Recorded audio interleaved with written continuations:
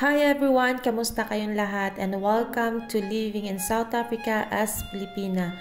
I am Vivian Casey and please subscribe in my YouTube channel and as well to my Facebook page, Vivian Casey. Today, I will be sharing my first impression of South Africa. The things that amazed me, the culture shock moments, and how I started to embrace this beautiful country. Anyway, the background video is going to Johannesburg. It's one of the city here in South Africa and naroon din ang airport. Today, pupunta kami doon para sunduin yung aking biyanan. At pupunta rin kami doon sa mga Asian mall para makabili ng ilang kailangan ko. My impression in South Africa. To be honest, when I first moved here, I didn't know what to expect. But I did my research. Bago pa ako mapunta dito, nagbasa-basa na ako about this country. But South Africa is a country we don't hear much about in the Philippines. Kasi most people ay focus sa mga kilalang bansa like US, Canada, Australia, European countries. So ganun ang laging naririnig natin o napapanood natin mostly sa mga vlogs. But when I arrived here, I was amazed how beautiful this country, especially when I started to go around to check some places. Napakaganda. Sabi ko nga, South Africa ay binubuo ng mga breathtaking landscape like mountains, beaches, and marami silang nature reserve and wildlife parks. Imagine seeing wild animals like lion, elephants, giraffes, and their natural habitat. Nakaka-amaze. And it's truly one of the kind experience. I was blown away by how much the country has to offer. Sabi ko nga sa asawa ko, alam mo ang ganda ng bansang ito. As in literal dito ko lang na-experience, nakita yung mga wild animals sa tirahan mismo nila. You know, something like that. The next thing is the warmth of the people. Another thing that stood out to me right away was the people. Kahit saan ako pumunta, people would greet me with smile, how are you? And it's so natural for them. But for us Filipino, the word kamusta ka usually carries a deeper or more personal meaning. Actually, we only hear it from close relatives, friends, or family. And here, it's like, pag pumunta ka sa isang lugar at sasabihin sa'yo, hey, how are you? And you will answer, I'm good, thank you, how are you? Parang pinakambati nila yun dito. Nung una, naiilang akong sumagot. But sabi ng asawa ko, yun daw yung way dito. It's like, it make you feel seen and welcome. So sabi ko, ang gaan, parang magaan nga sa, kasi nga, hindi mo kilala stranger, pero tatanungin ko ng how are you.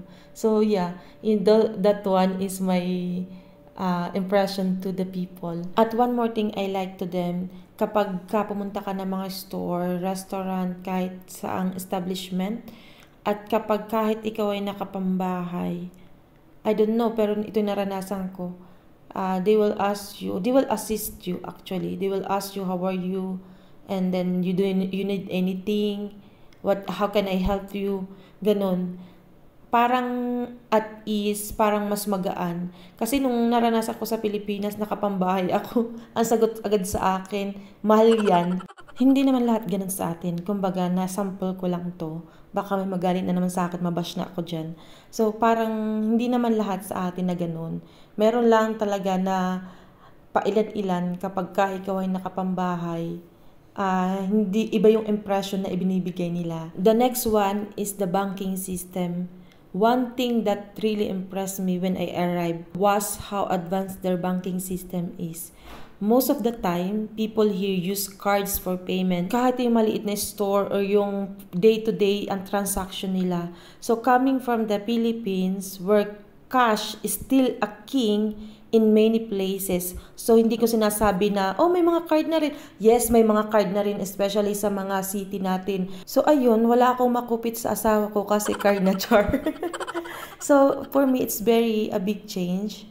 And it's very convenient and efficient for me. So yeah, that's one of the things that I noticed here in South Africa. Now let's talk about the weather. Like many of you, I thought that the African continent was mostly hot and dry, but South Africa really surprised me. Dahil actually that what we saw in documentaries and everything, hot and dry. But I did my research actually before nagpunta ako dito. So alam ko na mayroon silang 4 na panahon. It surprised me dahil sa 7 to 8 degrees Celsius. O sasabihin na naman ninyo, ganito nga sa ganitong lugar, negative. Para sa akin, sobrang lamig yun. Especially na hindi naman ako sanay sa lamig at mainit sa atin sa Pilipinas. Yung place namin ay nasa harap ng Pacific. So dito rin ay nag-i-snow ang sa ibang part ay nag-i-snow dito sa South Africa. So yeah, yung weather is one of the nalamigan talaga ako. Yun yung naging shock ko dito. For context, this video is an Asian mall. Pag narito na kayo sa South Africa and you're looking for something Asian, you can find it here. Anyway, overall, my first impression of South Africa were nothing short of amazing. The country's beauty, the warmth of its people, and the unique experiences it offers had made it feel like second home to me. Of course, there are still many challenges and adjustments, but I'll save those for another episode. For now, I'm just grateful for this incredible journey and the chance to share it with you, all of you guys. Thank you so much for watching this episode of Living in South Africa as Pilipina. Please don't forget to subscribe, leave a comment, and let me know what you'd like me to talk about next. Until next time, please stay safe and take care. Bye! Thank you for watching.